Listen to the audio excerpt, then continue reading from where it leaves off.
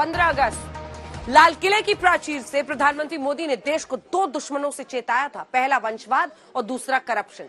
देश की राजनीति में ये दोनों कल्चर किसी दलदल से कम नहीं, चाहे वंशवाद हो या फिर भ्रष्टाचार। ये दलदल सत्ता में स्वार्थ की मिलावट से तैयार हो जाता है।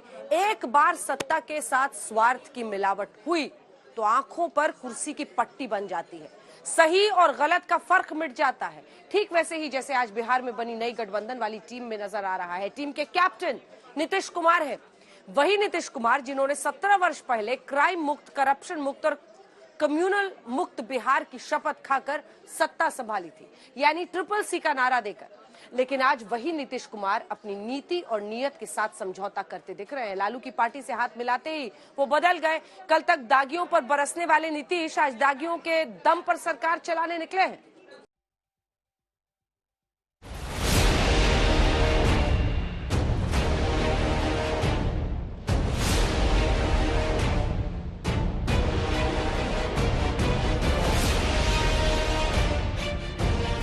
आज मुख्यमंत्री नीतीश कुमार की याददाश्त दुरुस्त करने का वक्त है। आंखें खोलिए, दागी मंत्री के चेहरे से यूं मुंह मत मोड़िए। सत्ता की खातिर बिहार की जनता को दिया गया अपना वचन याद रखिए। और हमने शुरू से कहा कि न अपराध को बर्दाश्त कर सकते हैं, न भ्रष्टाचार को बर्दाश्त कर सकते हैं, न सांप्रदायिकता को बर्दाश्त कर सकते हैं। क्राइम, करप्शन, कम्युनलिज्म, ये सब के खिलाफ हम लोगों ने काम किया है। आज बिहार की राजनीति के युवा आइकॉन लालू के चश्मो चिराग और बिहार के नए नवेले डिप्टी सीएम के ईमान और सोए जमीर को जगाने का वक्त है। नौजवान टकटकी लगाकर देख रहे हैं कि लोकतंत्र बचाने निकले तेजस्वी अपने दागी मंत्री के मुद्दे को कब तक अनसुना करते रहेंगे। यही बात तो हम कहते रहे कि भाई मुद्दे की बात होनी चाहिए, तो आप समझ सकते हैं ये एक बड़ी उपलब्धि है। याद रखिए नीतीश कुमार, याद रखिए तेजस्वी यादव, मोकामा के उसी बाहुबली अनंत सिंह का राइट हैंड आपकी सरकार में कानून मंत्रालय संभालने वाला कैबिनेट मंत्री कार्तिकेय सिंह है। सोचिए, AK-47 और हैंड ग्रेनेड जैसे हथियार रखने के गुनाह में माफिया अनंत सिंह जेल में है और उसका दायां हाथ चाचा भतीजे की सरकार में कानून मंत्री बन गया। गुरु जब गुरु घंटाल हो तो चेला कहां पीछे रहने वाला। अपहरण के मामले में 16 अगस्त को कार्तिकेय सिंह को कोर्ट में सरेंडर करना था, लेकिन वो तो मुख्यमंत्री के बुलावे पर राजभवन में बिहार के कानून मंत्री की शपथ ले रहे थे।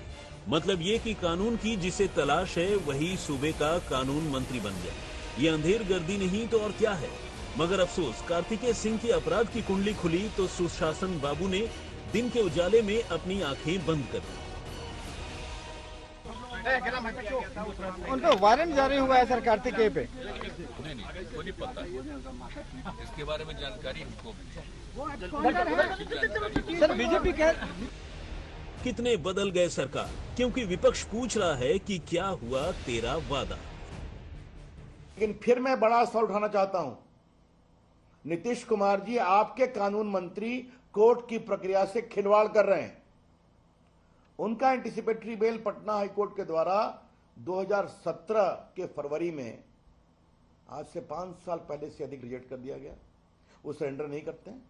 ये वही नीतीश कुमार हैं जो अपने चेहरे, चाल और चरित्र को पवित्र बताकर 17 सालों से बिहार पर राज कर रहे हैं। सवाल यही है कि अपनी बड़ी सियासी महत्वाकांक्षा के लिए क्या नीतीश कुमार अपने सियासी संस्कार की कुर्बानी देने को तैयार हैं? शाम होते कोई घर से बाहर निकलने की हिम्मत करता था? हम लोगों ने अपराध पर नियंत्रण किया, अपराधियों को सजा मिलनी शुरू हुई और क्या दृश्य उपस्थित हुआ। अपराध के आंकड़े घटते गए। वैसे तो कोई दावा नहीं कर सकता है कि पूरे तौर पर अपराध से मुक्ति मिल जाएगी, क्योंकि समाज में कुछ लोग ऐसा होता है जो बाएं दाएं इधर उधर गड़बड़ करता रहता है। लेकिन अब अपराध के आंकड़े कितने घट गए। याद रखिए नीतीश जी, आज एक दागी मंत्री को आशीर्वाद दे रहे हैं, लेकिन बीते दिनों में वर्तमान के साथी को उसके दागदार छवि के लिए घड़ी घड़ी कोसा करते थे। मैं आपको डायरेक्ट पूछ रहा हूं, आप जो जिनको राज मिला 15 साल तक, पति पत्नी के राज में जितना अपराध होता रहा, आप उसको क्यों नहीं हाईलाइट करते हैं? आप करिए, हम क्या है भाषण दे रहे हैं? हम कोई भाषण नहीं दे रहे हैं। ये वही चेहरा है जो अनंत सिंह का खासम खास है, वही अनंत सिंह जिसे बिहार पुलिस यूं घर से खींचकर थाने लेकर गई थी।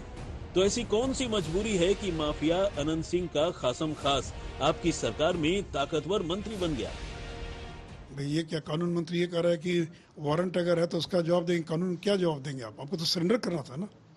आपने सरेंडर के डेट के पहले कोर्ट में जाकर उसको स्टे कराया होता। ठीक है, आप पर वारंट निकला, आप कोर्ट गए और आपने कोर्ट ने कहा कि कोई भी कोर्सिव एक्शन मत लीजिए, तो ऐसा तो नहीं हुआ है। तो वारंट है कि नहीं है बता दें, जब वो वारंट है कि नहीं है, ये फर्जी कागज है क्या? सारे चैनल इसको दिखा रहे हैं। तो इसलिए नीतीश जी अब ऐसे लोगों को रोक नहीं पाएंगे, क्योंकि मैंने कहा कि वो लालू की मर्जी पर, उनकी दया पर है। चूंकि 115 विधायक जो हैं वो उनके पास है, ये मात्र 45 विधायकों के मुख्यमंत्री हैं। ये बीजेपी जदयू की सरकार नहीं है, राजद और जदयू की सरकार है। विपक्ष का आरोप है कि बिहार में जंगल राज लौटना तय है। ट्रेलर सामने है, तो क्या तेजस्वी अपने पिता के नक्शे कदम पर ही बिहार का भविष्य बनाने निकले हैं? हम सब लोग मिल करके इस सरकार को बखूबी ढंग से चलाने का काम करेंगे, और जिसको माननीय मुख्यमंत्री जी ने ड्यूटी दिया है और जिसको आदरणीय लालू प्रसाद जी ने चयन किया है आरजेडी की तरफ से कि कौन मंत्री होगा, हम दोनों नेताओं को तो धन्यवाद देते ही हैं, लेकिन हम लोग इतना कह दें कि हम लोग जुमला पार्टी नहीं है, हम लोग वादे को पूरा करने वाले लोग हैं। तेजस्वी ने बता दिया सीएम नीतीश कुमार हैं, वो डिप्टी सीएम हैं, लेकिन नई सरकार का रिमोट कंट्रोल लालू यादव के हाथ में है। दिल्ली से पटना लौटने से पहले लालू यादव ने बता दिया कि दागी है तो क्या हुआ। ही जो सरकार पर हमलावर सुशील मोदी ने कहा है, और ये सुशील मोदी का क्या झूठा है, ऐसा कोई मामला है सर? कोई ऐसा मामला नहीं, ऐसा कोई मामला है सर? नहीं, गलत बात। मतलब साफ है कि नीतीश से लेकर तेजस्वी तक बिहार में जिस बदलाव की बात कर रहे हैं, उसमें विकास की जगह सिर्फ दागियों का ही विकास नजर आ रहा है। ये युवाओं की जीत है, ये बिहार की जीत है, ये युवाओं की आकांक्षाएं, अपेक्षाएं और विश्वास की जीत है। इसलिए, और ये हम तो पहले ही कहते थे ना कि हम ही लोग वादा पूरा करेंगे, ये भाजपा के लोग थोड़ी ना वादा पूरा करेंगे। अब बताइए कि भाजपा के लोग अब ये बोलेंगे कि रेवड़िया बटरी है, क्या मजाक है भाई। हम तो अपना वादा जो है, जो प्रण था हमारा, उसको हम लोग पूरा कर रहे हैं। बस आने दीजिए, आप लोग थोड़ा इंतजार कीजिए, सबको जवाब मिलेगा। हम लोग भाजपा वाले लोग नहीं हैं कि जुमलाबाजी करते रहे, झूठ बोलते रहे, झूठ कथाकथित झूठ बोलते रहे। अब सवाल है कि अपहरण के केस के आरोपी और मोकामा के माफिया अनंत सिंह के करीबी कार्तिकेय सिंह कब तक कुर्सी पर बना रहेगा? सुशील मोदी ने आपके ऊपर एक आरोप लगाया, क्या करना?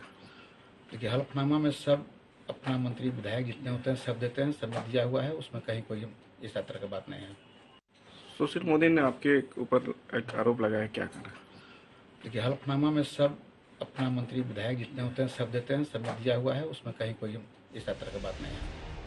सियासी सुचिता के कसौटी पर किसी भी सूरत में संगीन जुर्म के आरोपी को कानून मंत्री बनाया जाना ठीक नहीं है, लेकिन क्या सुशासन का राग अलापने वाले चाचा भतीजे की नींद टूटेगी? आज यही सबसे बड़ा सवाल है। सुजीत झा, पटना, आज तक।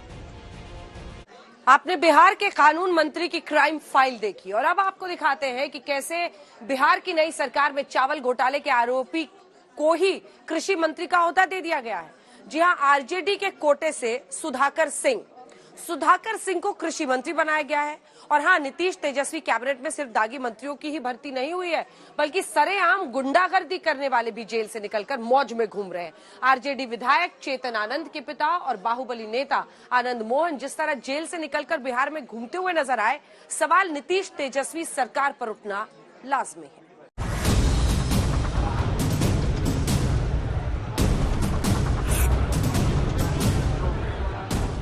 ये है सुधाकर सिंह। नीतीश कैबिनेट में इन्हें कृषि मंत्री बनाया गया है।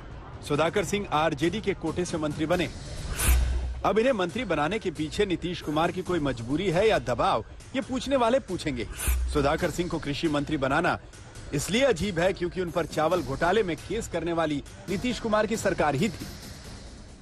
नीतीश कुमार जी आरजेडी के सामने दब गए, और अगर उनकी इच्छा है कि वो भारत के प्रधानमंत्री बनने का ख्वाब देखते हैं, तो ये कौन सा ख्वाब दिखा रहे हैं आप, ये भी देश देखना चाहता है। अगर बिहार की नई सरकार में दाग दूर से दिखाई दे रहे हैं तो बीजेपी उन पर फोकस कर रही है, क्योंकि राजनीति तो इसी का नाम है। नीतीश कैबिनेट के नए कृषि मंत्री सुधाकर सिंह का पूरा सच आपको दिखाते हैं। 2013-14 में बिहार में चावल घोटाला हुआ था। सुधाकर सिंह पर आरोप था कि उन्होंने चावल जमा नहीं कराया और उसे गबन कर गए। रामगढ़ थाने में सुधाकर सिंह पर केस भी हुआ, मामला अब भी लंबित है। लेकिन लालू यादव के परिवार से सुधाकर के पिता की नजदीकियों ने चावल घोटाले के आरोपी को ही कृषि मंत्री बनवा दिया। खबर यह भी है कि सुधाकर सिंह का नाम पहले संभावितों की लिस्ट तक में नहीं था, लेकिन उनके पिता जगदानंद सिंह बिहार आरजेडी के प्रदेश अध्यक्ष हैं। उन्होंने ऐसा जुगाड़ लगाया कि बेटे को सीधे कृषि मंत्री की शपथ दिलवा दी। सुधाकर सिंह बक्सर के रामगढ़ से विधायक हैं। एक तरफ तो पिता ने आरजेडी में अपने रसूख से बेटे को कृषि मंत्री बनवाया, दूसरी तरफ आरजेडी विधायक चेतन आनंद ने अपने पिता और बाहुबली आनंद मोहन को जेल से कोर्ट में पेशी के नाम पर खूब ऐश करवाई। और देखिए आनंद मोहन का बचाव कौन कर रहा है, चावल घोटाले का दाग लिए घूमने वाले सुधाकर सिंह। मैं ये नहीं जानता कि कौन कहाँ घूम रहा है, लेकिन मैं एक बात जरूर जानता हूँ कि वो सजा अपनी पूरी कर चुके हैं। 10 अगस्त को नीतीश और तेजस्वी ने सीएम और डिप्टी सीएम पद की शपथ ली और 11 अगस्त को बाहुबली आनंद मोहन जेल से बाहर घूमते हुए नजर आने लगा। डीएम हत्याकांड केस में जेल में बंद आनंद मोहन जेल से आया था कोर्ट में पेश होने के लिए, लेकिन तेजस्वी और नीतीश की सरकार बनते ही मौज करने लगा। 11 अगस्त से 13 अगस्त के बीच आनंद मोहन सरकारी गेस्ट हाउस में रुका। खबर ये भी है कि वो खगड़िया में आरजेडी की ऑफिस भी गया, फोटो भी खिंचवाई। तभी तो बीजेपी कह रही है कि बिहार में जंगल राज फिर से आ गया है। अब देखिए, आपके इसी से मालूम पड़ेगा कितने दबाव में है। आनंद मोहन सिंह शपथ ग्रहण के 24 घंटा पहले ही जो है जेल से निकलते हैं और पुलिस कस्टडी में अपने घर पे जाते हैं, अस्पताल में जाते हैं, कार्यकर्ताओं से मिलते हैं, राज्य दफ्तर में जाते हैं, खगड़िया के सर्किट हाउस में जाते हैं। और किस पुलिस वाले की हिम्मत है कि वो उनका विरोध कर सके। अरे वीडियो कॉन्फ्रेंसिंग से भी पेशी हो सकती थी, लेकिन वो तो उनको घूमने का, तफरी करने का मौका मिल सका। पत्नी है राजद की नेत्री, बेटा है राजद का विधायक, तो किसकी हिम्मत है, किस पुलिस वाले की हिम्मत है कि एक बार अगर आनंद मोहन सिंह ने कह दिया तो उनको घर जाने से रोक दे। इसलिए आगे आने वाले दिनों में ये जो ललित यादव, सुरेंद्र यादव, ये रामानंद यादव, जो जिस तरह के लोगों को उन्होंने मंत्री बनाया है, और जो राजद के लोग जेल में बंद, राजवल्लभ यादव जेल में बंद हैं, बलात्कार के मामले में सजा याफ्ता है, अरुण यादव बलात्कार के मामले में सरेंडर कर दिया है जिन्होंने, तो इस तरह के लोग, जो अनंत सिंह जो जेल में बंद हैं, तो अभी और तमाशा होना बाकी। अभी तो एक शुरुआत है। तो नीतीश जी, आपके लालू राज का ये ट्रेलर जो है लोगों ने देखना शुरू कर दिया है। और सबसे चौंकाने वाली बात सुनिए, नीतीश तेजस्वी सरकार में 31 विधायकों ने मंत्री पद की शपथ ली है। मुख्यमंत्री नीतीश कुमार, डिप्टी सीएम तेजस्वी यादव को लेकर कैबिनेट में कुल 33 चेहरे हैं। बिहार कैबिनेट में शामिल 33 में से 23 यानी 72% मंत्रियों पर आपराधिक मामले दर्ज हैं, जबकि 33 में से 53% यानी 17 मंत्रियों पर गंभीर आपराधिक मामले हैं। एडीआर की रिपोर्ट के मुताबिक आरजेडी के 17 में से 15 यानी 88% मंत्रियों पर आपराधिक मामले दर्ज हैं और जेडीयू के 11 में से 4 मंत्री यानी 36% मंत्री दागी हैं। कांग्रेस के दोनों मंत्रियों पर आपराधिक मामले दर्ज हैं और वहीं हम और निर्दलीय कोटे से मंत्री बने विधायकों पर भी आपराधिक मामले दर्ज हैं। जो लेसी सिंह जो है वहाँ से धमदाहा से विधायक है, बार बार उनको मंत्री बनाता है और इसका दुरुपयोग वह करते हैं। अफसर में जो है कि रंगदारी वसूलना, अफसर में धमकाना चमकाना, अफसर सब भी डर जाते हैं। हम लोग को कई बार फोन करते हैं कि मैडम मुख्यमंत्री जी के करीबी है, इसलिए हम लोग को डर लगता है कि क्या महिला है, क्या बोल देगी, क्या कर देगी मुख्यमंत्री जी से कह करके, इसलिए लोग सब दहशत में रहते हैं। जो अपराधी किस्म का है उसको मनोबल बढ़ाते हैं, जो इनके विरोध में बोलते हैं उसको मर्डर करवाती है। इसके खिलाफ में कोई बोलने वाला नहीं है। मर्डर करवाती है लेसी सिंह, मर्डर करवाती है, खुलाम करवाती है सबसे, और सभी अफसर जो है दहशत में जीते हैं। इसके खिलाफ में कोई बोलना नहीं चाहता है।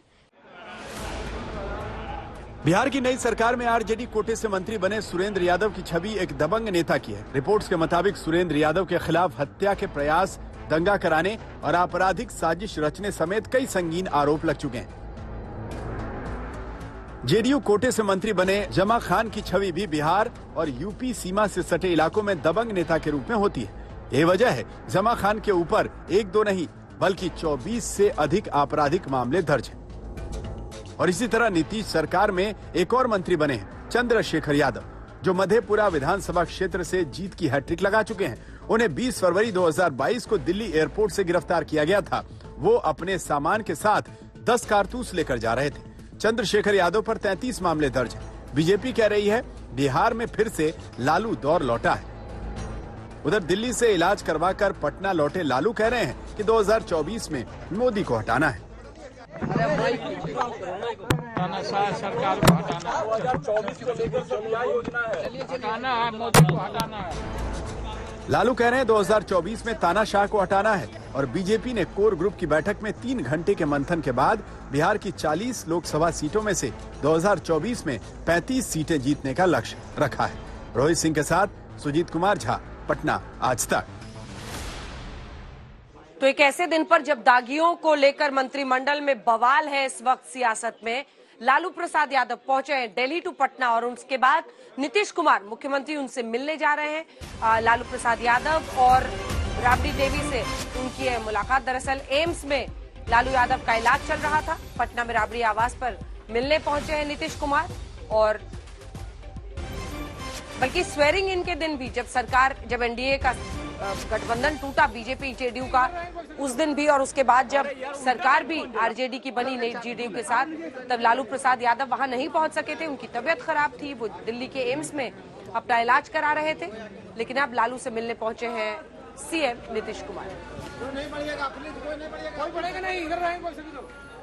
अरे यार उल्टा लाइट कौन जला? राबड़ी आवास पर लालू प्रसाद यादव के घर पर नीतीश कुमार मुख्यमंत्री पहुंचे हैं।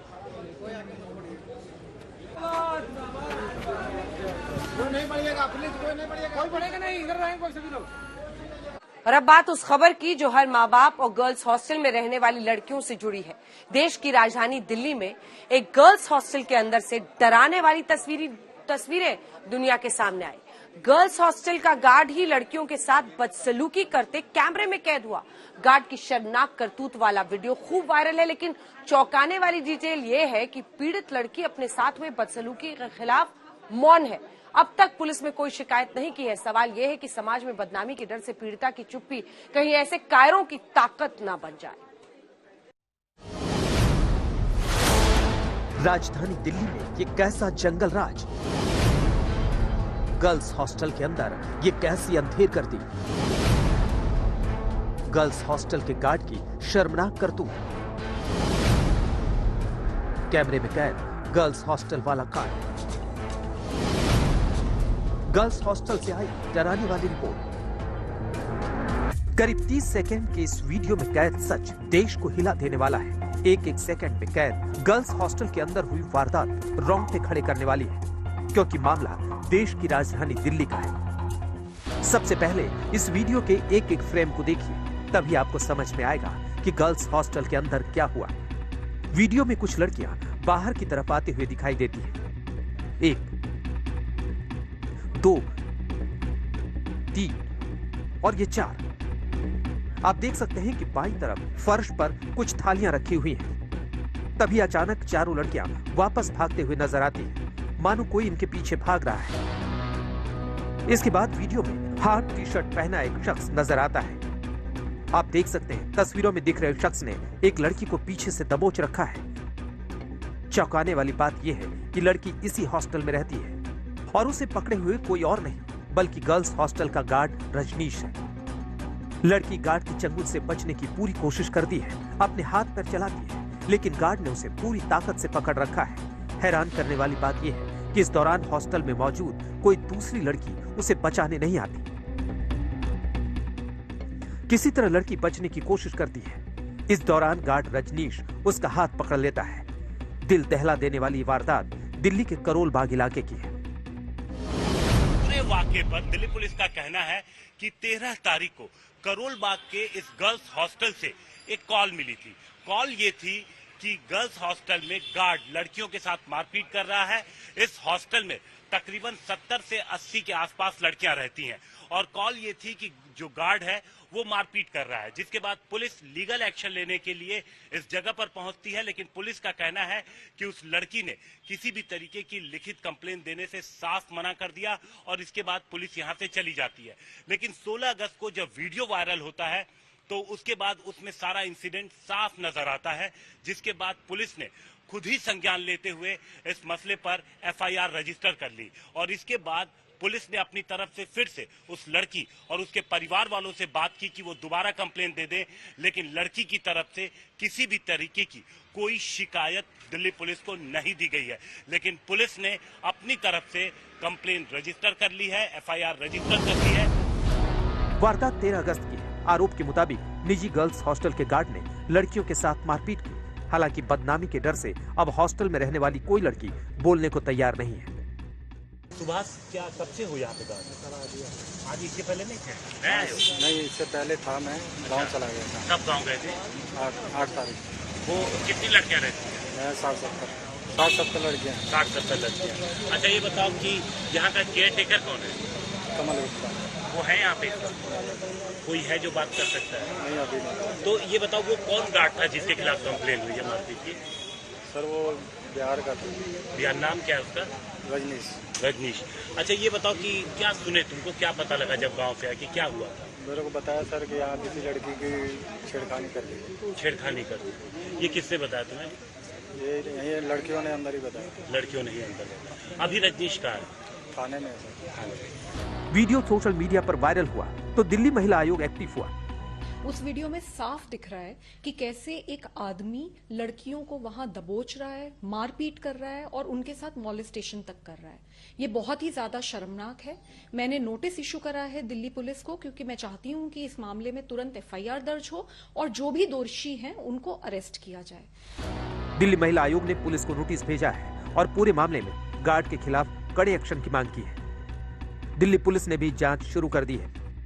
ये अपने फादर के साथ आके बताएं कि वो स्टेटमेंट नहीं देना चाहती हैं, केस नहीं करना चाहते हैं। फिर भी उसको पेंडिंग रखा गया था और कल ये एक वीडियो सरफेस हुआ है सोशल मीडिया पे। उस वीडियो में तो साफ नजर आ रहा है कि कुछ मारपीट जैसी घटना हुई है और तो उसको देखते हुए हमने दोबारा जब कंप्लेनेंट पार्टी को अप्रोच किया है तो उन्होंने अभी भी स्टेटमेंट देने से मना किया है और वो सामने नहीं आना चाह रही हैं। लेकिन मामले की गंभीरता को देखते हुए, क्योंकि ये कॉग्निजेबल ऑफेंस है अपने आप में भी, वीडियो भी वायरल हुई है और पब्लिक नोटिस में आया है, इसमें हम लोगों ने एक अपनी देखते हुए ये डिसीजन लिया कि हम इसमें एक सो मोटो एफआईआर करेंगे और जो भी अपराधी है उसके ऊपर लीगल कार्रवाई करेंगे। वीडियो में हॉस्टल का गार्ड एक लड़की के साथ छेड़छाड़ करता हुआ नजर आ रहा है। खबर ये भी है कि आरोपी गार्ड शराब के नशे में था। हालांकि पुलिस इसे पानी को लेकर हुआ झगड़ा बता रही है। देखिए, ये एक पीजी है, यहाँ पे महिला स्टूडेंट्स रहते हैं और कुछ रात को झगड़ा जैसा हुआ है। कुछ पानी की समस्या को लेकर वो लोग गार्ड को अप्रोच किए और गार्ड ने जिस तरह का रिएक्शन दिया है वो तो उसमें आया ही हुआ है, तो उसको रिलेटेड मारपीट और झगड़ा हुआ है। तो अब जब हम केस दर्ज करेंगे तो फिर और गहराई से इसमें इन्वेस्टिगेशन किया जाएगा। जो आरोपी गार्ड है क्या वो पुलिस की कस्टडी में है? ये जो आरोपी गार्ड है उसको अभी हम लोगों ने हमारे इन्वेस्टिगेशन के लिए हमने उसको बुलाया है और we will take legal action. Police का कहना है कि मामले की छानबीन की जा रही है, लेकिन वीडियो से पुलिस की थ्योरी मेल नहीं खा रही है। सवाल ये भी है कि अब तक पुलिस ने आरोपी गार्ड को अरेस्ट क्यों नहीं किया। क्या वीडियो वायरल होने के बाद पुलिस पूरे मामले में लीपापोती में जुट गई है? हम यहाँ पर जब पहुंचे हॉस्टल पर तो यहाँ पर फिलहाल जो एक गार्ड मौजूद था उसने बात करने से मना कर दिया और उसका ये कहना है कि वो अभी लौट के आया है। इसके अलावा और कोई यहाँ पर फिलहाल उपलब्ध नहीं है जो मीडिया से बातचीत कर सके। पुलिस का कहना है कि एफआईआर दर्ज करके पूरी कार्रवाई की जा रही है। कैमरामैन अंकित खंडेलवाल के साथ हिमांशु मिश्रा, दिल्ली आज तक। परेशान करने वाला वीडियो, गंभीर सवाल पुलिस की भूमिका पर खड़े होते हुए कि आखिर इस गार्ड की अब तक गिरफ्तारी क्यों नहीं हुई है। लेकिन एक बार फिर से स्पेशल रिपोर्ट में रुख करते हैं उस बड़ी खबर का, उस बड़ी राजनीतिक खबर का जिस पर हम आज सुबह से ही आज तक पर बने हुए हैं। पूर्व केंद्रीय कानून मंत्री रविशंकर प्रसाद जी हमारे साथ जुड़ रहे हैं। बिहार की सियासत पर, उस हलचल पर जो दागियों को मंत्रिमंडल में शामिल करने के बाद शुरू हो गई है। ओहदा कानून मंत्री का, आप भी पूर्व कानून मंत्री हैं रविशंकर प्रसाद जी। अब बिहार के कानून मंत्री ऐसे हैं जिन पर अनेकों मामले हैं, कृषि मंत्री हैं, चावल घोटाले का आरोप है। लेकिन सवाल यही है कि अब तो आपके साथ नीतीश बाबू रहे नहीं, और नीतीश बाबू कह रहे हैं कि मुझे इसके बारे में जानकारी नहीं थी, तो आप लोग करेंगे क्या? देखिए अंजना, कानून मंत्री का पद बहुत गरिमा का पद होता है। आपका काम है कानून की रखवाली करना, और सुशासन बाबू के नए रिश्ते जो बने हैं उसमें कानून मंत्री पर क्या आरोप है? अपहरण 364/34, मतलब किडनैपिंग फॉर मर्डर। सजा कितनी है? लाइफ इम्प्रिजनमेंट 10 साल। कई और आरोप है। तो एक तो ये बात हो गई, और ये सब बात मैं ऐसे ही नहीं कह रहा हूं, आपका क्योंकि ये शो देश देखता है, ये उनके मैं एफिडेविट से कह रहा हूं जो उन्होंने एमएलसी के समय फाइल किया था। वो बेल के लिए पटना हाई कोर्ट गए। कानून मंत्री की कहानी देश के सामने आनी जरूरी है। पटना हाई कोर्ट ने 16 फरवरी 17 को उनके एंटीसिपेटरी बिल को रिजेक्ट कर दिया और कहा कि आप सरेंडर करिए, रेगुलर बेल लीजिए। कितने साल पहले? 5.5 साल पहले। वो नहीं करते हैं। रविशंकर जी, हम इस पर लौट रहे हैं, आप अपनी बात पूरी कीजिएगा। बस एक तस्वीर दिखा रहे हैं, लालू प्रसाद यादव को लाल गुलाब देते हुए नीतीश कुमार, तेजस्वी और तेज प्रताप दोनों बैकग्राउंड में दिख रहे हैं, मुख्यमंत्री और उधर उप मुख्यमंत्री दिख रहे हैं, और नीतीश कुमार आज लालू प्रसाद यादव से मिलने पहुंचे हैं। एक टिप्पणी रविशंकर जी आपकी इस पर। अब ऐसा है कि जो नया रिश्ता बनाए हो तो जाएं, बात करें, गुलाब दें, ये खाएं। अब तो उस पर मुझे कोई टिप्पणी नहीं करना है। लेकिन मेरी टिप्पणी एक मौलिक है अंजना जी, कि जिस प्रदेश का कानून मंत्री गंभीर अपहरण का आरोपी हो, हाईकोर्ट के बेल के आदेश के बावजूद 5 साल से सरेंडर नहीं करता हो, 16 अगस्त को सरेंडर करने की बात है, तो दानापुर के एडिशनल डिस्ट्रिक्ट जज के द्वारा एंटीसिपेटरी बेल प्राप्त करता है। अब आप जरा मुझे ये बताइए, अगर किसी के एंटीसिपेटरी बेल को, अग्रिम जमानत को हाई कोर्ट ने रिजेक्ट कर दिया, तो क्या एडिशनल डिस्ट्रिक्ट जज उसको एंटीसिपेटरी बेल दे सकता है? देना चाहिए। ये गैर कानूनी ही नहीं है, ये आदेश बिल्कुल एग्जिस्ट नहीं करता, नल एंड वॉइड बोलते हैं उसको। उस एडीजे के खिलाफ तो हाईकोर्ट को अनुशासनात्मक कार्रवाई करना चाहिए, ऐसा मेरा विचार है। इससे बड़े जुडिशियल डिसिप्लिन का कोई उल्लंघन नहीं हो सकता। चलिए वो अलग बात है, लेकिन मेरा खाली कहना यह है कि अगर ये स्थिति है तो ये हुआ क्या? 16 अगस्त को सरेंडर करना था, नाम पहले तय हो गया था, तो अगर मंत्री पद लेना है तो कुछ करना पड़ेगा, तो एक आदेश लिया गया। ये क्या हो रहा है? और फिर मैं आपसे कहूंगा, अगर नीतीश बाबू की नई सरकार में अगर कानून मंत्री अपहरण का आरोपी हो और हाईकोर्ट के आदेश की धज्जियां उड़ाता हो, सरेंडर नहीं करता हो, तब तो जंगल राज आ गया ना। बोलिए अंजना ओम कश्यप जी, लेकिन इसी को तो कहते हैं खौफ दहशत का राज। लेकिन जंगल राज बोलिए, कुछ भी बोलिए सर, अब 25 तक तो यही चलेगा। 25 तक तो इधर देखिए, अब जेडीयू के अंदर फूट दिखाई दे रही है। लेसी सिंह के खिलाफ बीमा भारती कह रही हैं कि उन पर मर्डर के चार्जेस हैं, लेकिन अब तो 25 तक यही चलेगा ना। अब बीजेपी क्या करेगी? छोटा सा जवाब सर। ऐसा है, 25 तक क्या चलेगा, इतना आप हड़बड़ा क्यों नहीं है? आगे आगे देखिए होता है क्या जी। अंदर में कितनी उठापटक होती है। इस महागठबंधन में इतनी गांठें हैं कि कौन गांठ कहां खुलेगी और कहां गिरेगी, अभी रुकिए आप। जब भी चुनाव होगा हम लोकसभा भी जीतेंगे निर्णायक और विधानसभा भी जीतेंगे। बहुत बहुत धन्यवाद आपका रविशंकर प्रसाद जी हमारे साथ जुड़ने के लिए।